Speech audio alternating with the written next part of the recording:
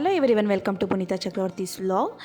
ಇವತ್ತಿನ ರೆಸಿಪಿಲಿ ಪೊಂಗಲ್ ಮಾಡ್ತಾಯಿದ್ದೀನಿ. ಪ್ಲೀಸ್ ನಮ್ಮ ಚಾನಲ್ಗೆ ಸಬ್ಸ್ಕ್ರೈಬ್ ಆಗಿಲ್ಲ ಅಂದರೆ ಸಬ್ಸ್ಕ್ರೈಬ್ ಆಗಿ, ಪಕ್ಕದಲ್ಲೇ ಇರೋ ಬೆಲ್ ಐಕಾನ್ನ ಕ್ಲಿಕ್ ಮಾಡಿ. ಇದಿಷ್ಟು ಪೊಂಗಲ್ ಮಾಡೋದಕ್ಕೆ ಬೇಕಾಗೋಂಥ ಸಾಮಗ್ರಿಗಳು. ಇವಾಗ ಒಂದೊಂದೇ ಹೇಳ್ತಾ ಹೋಗ್ತೀನಿ. 3-4 ಸ್ಪೂನು ಅಡುಗೆ ಎಣ್ಣೆ, 2 ಸ್ಪೂನ್ ತುಪ್ಪ, 1 ಟೀ ಸ್ಪೂನ್ ಸಾಸಿವೆ, 1 ಟೀ ಸ್ಪೂನ್ ಮೆಣಸು, 1 ಟೀ ಸ್ಪೂನ್ ಜೀರಿಗೆ, 7-8 ಪೀಸು ಗೋಡಂಬಿ, 5 ಹಸಿಮೆಣ್ಸಿನ್ಕಾಯಿನ ಕಟ್ ಮಾಡ್ಕೊಂಡಿದ್ದೀನಿ, ಕರ್ಬೇವಿನ ಸೊಪ್ಪು, 1 ಇಂಚ್ ಶುಂಠಿನ ತುರ್ಕೊಂಡಿದ್ದೀನಿ, ಅರ್ಧ ಟೀ ಸ್ಪೂನ್ ಅರಿಶಿಣದ ಪುಡಿ, 2-3 ಸ್ಪೂನು ಕೊಬ್ಬರಿನ ತುರಿದಿಟ್ಕೊಂಡಿದ್ದೀನಿ, ರುಚಿಗೆ ತಕ್ಕಷ್ಟು ಉಪ್ಪು, ಕೊತ್ತಂಬರಿ ಸೊಪ್ಪು. ನಾನಿವಾಗ 3-4 ಜನಕ್ಕಾಗುವಷ್ಟು ಪೊಂಗಲ್ನ ಮಾಡ್ತಾಯಿದ್ದೀನಿ.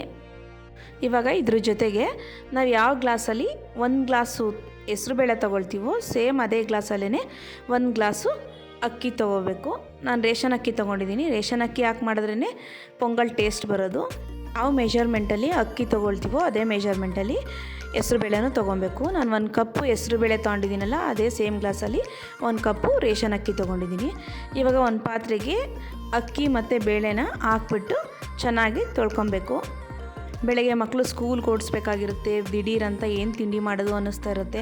ಆ ಟೈಮ್ಗಳಲ್ಲಿ ಇದನ್ನು ಬೇಗ ಮಾಡಿಬಿಡ್ಬೋದು. ನಾನು ನನ್ನ ಮಗನ ಸ್ಕೂಲ್ ಲೇಟ್ ಆಗುತ್ತೆ ಅಂದ್ಬಿಟ್ಟು ಇದೇ ತಿಂಡಿನ ಬೇಗ ಒಂದೊಂದು ಸಲ ಮಾಡಿಬಿಡ್ತೀನಿ. ಇವಾಗ ಅಕ್ಕಿನ ಸೋರಿಡ್ತಾಯಿದ್ದೀನಿ. ಅಕ್ಕಿ ಸೋರಿಟ್ಬಿಟ್ಟು ನೀರು ಸೋರಕ್ಕೆ ಬಿಡೋಣ. ಇವಾಗ ಸ್ಟವ್ ಆನ್ ಮಾಡ್ಕೊಂಬಿಟ್ಟು ಒಂದು ಪಾತ್ರೆಯಲ್ಲಿ ನೀರು ಇಟ್ಕೊಂಬಿಡೋಣ, ಬೇಗ ಆಗುತ್ತೆ. ನಾನಿಲ್ಲಿ ಒಂದು 6-7 ಗ್ಲಾಸು ನೀರು ಇಟ್ಕೊಂಡಿದ್ದೀನಿ.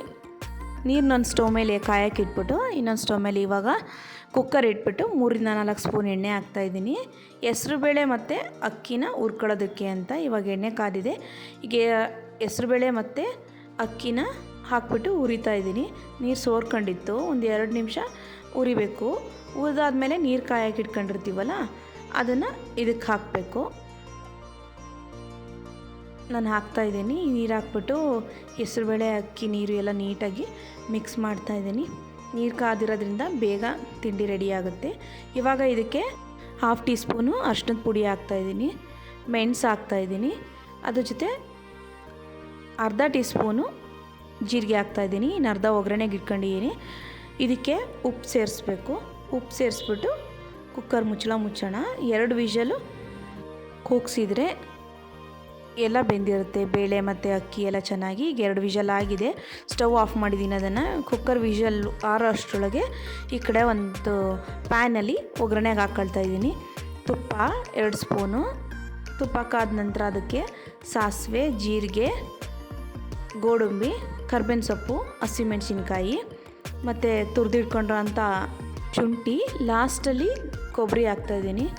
ಕೊಬ್ಬರಿ ಹಾಕ್ಬಿಟ್ಟು ಎಲ್ಲ ಫ್ರೈ ಮಾಡಬೇಕು.